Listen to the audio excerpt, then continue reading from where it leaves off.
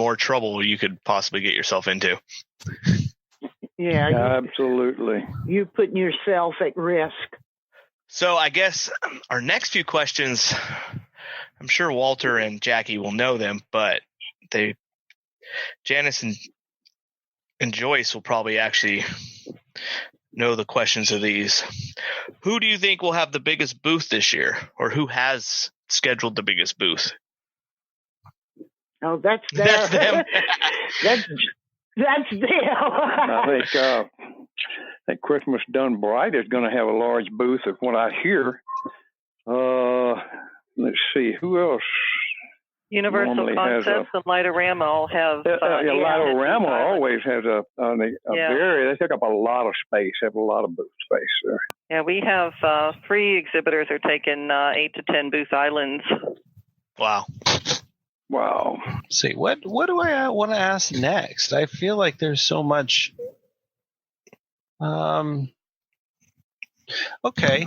Is there a difference with the classes that you have? How many rooms are there this year? So how many classes are going on at one given time? Go ahead, Jan. That's okay. Go ahead. Well, I was getting ready to say that's been probably the biggest change in Christmas Expo through the years. I can remember, and there was only classes going on at one time, and Janice and Joyce has really changed that and improved that. This year there are 5 classes, if I'm not mistaken, going on at one time. And then on Saturday, there's a 6th activity, even having a chef there with holiday entertaining, plus the kids' corner. So on Saturday, there's 6 different rooms going on at one time. That's a lot of difference between 2 and 6. I remember somebody at one point there. When was that, Jackie? Quite a few years back. I don't know if it was Expo or not. It might have been that somebody came up and they wanted their money back because they couldn't go to all the classes. Yeah. Bless his heart. Walter and I was. They were serious about it. Walter and I, Chuck had got Walter and I to do the education part, and he jumped on Walter. Well, Walter came get me in desperation. He said, "Would you please come deal with this man?" He was all upset that he had paid his fee to come to Plus, and he could only go to half of the classes because there were 2 classes being offered at the same time. So he wanted his money back because he could go to only half the classes. Apparently, this is his first conference. Whereas this, you really have to sit down and study the schedule to make intelligent decisions on where you want to enter. Because, because it's so vast, and the array there is just so. Yeah, that's something that Maggie and I. All the many different topics. Yeah, it was a very common thing. We would put the schedule out. We would have 2 different color markers, and I would circle mine, and she would circle hers, and that's how we made our list. Yeah, it was a common thing. We did the same thing every year. So if you can't catch one this year, maybe you can catch it next year. Exactly. Well, this year too, so many of the classes are different. We have, it seems to me, a totally different concept here. There are a lot of classes taught yet, which is going to make it interesting. But the biggest thing is try to have a class at each level, each hour. You want to fix the schedule where those people that are not animated, they have a class to go to every hour. Sure. Oh, that makes perfect sense. So you guys have it set up this year. So if you're a beginner with pixels, you have a class every hour. If you're regular non-animated static display, you have a class every hour? Is that? That's what we try to do. That's it's like awesome. move. It's like a chessboard, moving classes around to make it all congeal. I mean, somebody that's not animated, you want to give them as much opportunity as you possibly can to attend as many classes. So you want to spread up those non-animated classes as much as you possibly can to give them the opportunity to attend. So how on earth are you able to shuffle that schedule with, let's say like in the years past where there were 3 or 4 classes going on at once, and I would look at the schedule, I'm like, oh, there's 2 of these that I want to go to. Like 2 of my most interesting classes, in my weird opinion, will like happen at the same time. How are you able to shuffle which classes you think are going to match certain people and try to spread them out?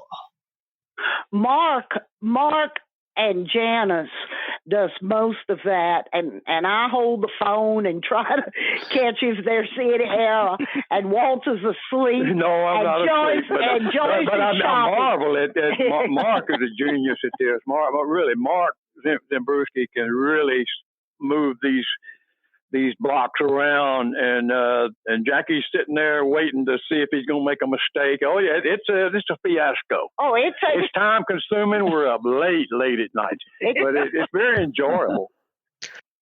It takes hours. And then Janice's favorite words are, I'm going to put this down on paper and send it to you all tomorrow. Double check. Then we double check and find something.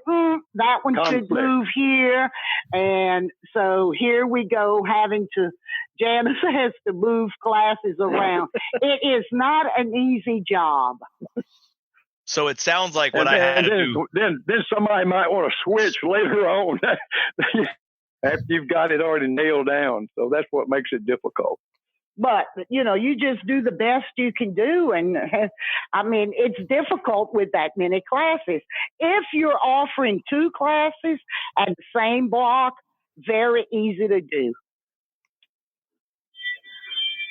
So it sounds a lot like what I had to do to set up my wedding seating arrangement. Something I never wanted. Don't put this one seated next to that one. Yeah, but you guys have to do this every year, and something I did once, and I don't ever want to have to do that again. That sounds like the same thing. Yeah, so now everybody knows how much work Jackie and Walter and David, right? Mark, and the sisters do to make Christmas Expo classes happen for you guys. It's a lot of work. And if you ever did one of those seating charts, you would understand.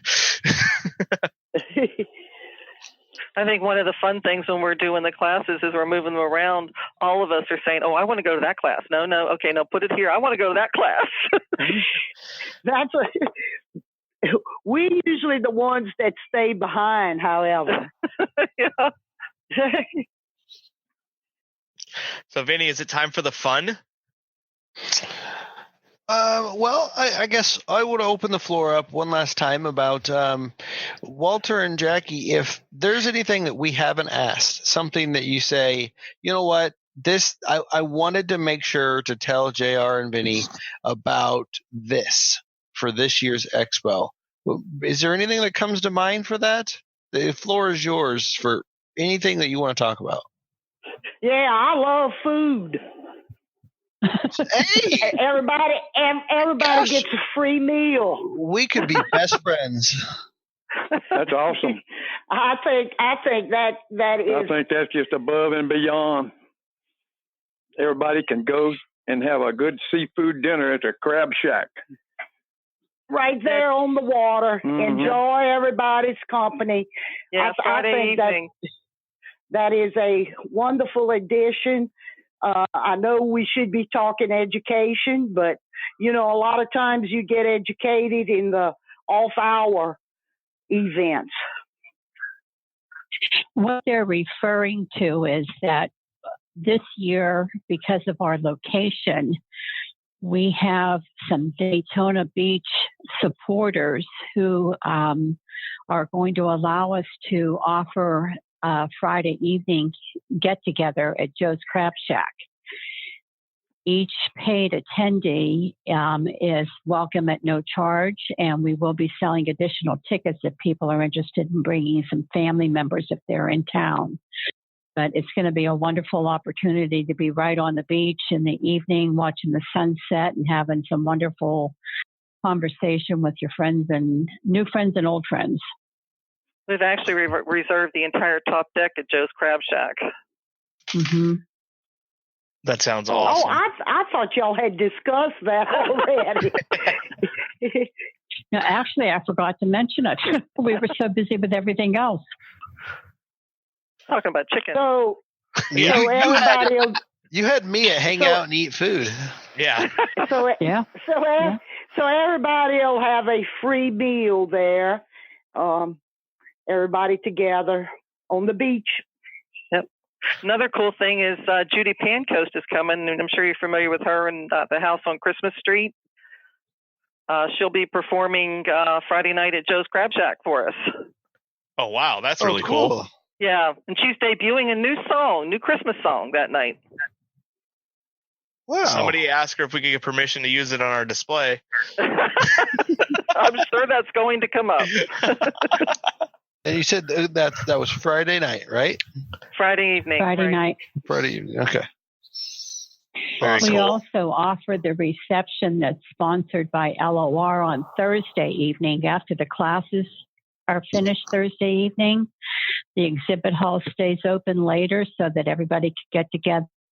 LOR sponsors hors d'oeuvres that night so that you can shop and, scout out what you want to buy for the next couple of days, over the next couple of days. That's Thursday night. So for somebody that hasn't been to the show, you could actually buy stuff while you're there? Oh, absolutely. Cash and carry in the exhibit hall is welcomed and encouraged. Very cool.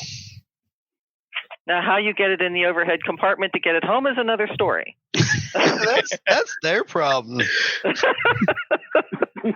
So is it time for the fun, Vinny? Or do you have Yes. any more important No, Vinny questions? I am very happy with the informational side on it.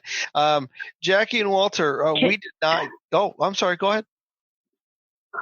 I was going to ask if we could just add one thing. Yes. You asked if there was anything new and it just came to mind. Janice, do you want to review the policy on filming?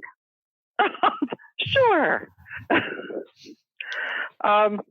We've been really surprised at the interest there's been in taking videos. And I know that that's come up in a couple of different scenarios. And actually, our original policy was on the filming was born out of the large corporate events that Joyce has done for so many years, because that's standard practice. And we just kind of carried it over to Christmas Expo without putting much thought into it. But we've had several people that have come to us and give us some compelling reasons to change our policy, and we listened, and we think it's pretty cool that they want to share their expo experience. So I am here to tell you, going forward, filming will be allowed everywhere except the classroom. That is awesome. Yeah, and the one thing I'm asking is, I hope y'all tag us on your postings, because I want to be able to share them too if I can. Very cool. That's funny. We went to this last year, this last Christmas. I took my wife and my parents to what's the band that Straight No Chaser. Straight No Chaser. They sing the Christmas Can. Oh yeah. Right. So those guys are cool. Yeah, it's like a 10-man a cappella group. Yeah. Yeah, that's how most people know them. They were mostly famous for their crazy version of the 12 Days of Christmas. Mm-hmm. And then the Christmas Can is another famous one that they did. Anyway, we went and saw them live in performance. And they had this big thing in the beginning of not only do we not have a rule about you recording our show, we encourage you, record our show, put it on YouTube, because that gets us more famous. There you go. And Interesting. yeah, it was very funny. It was very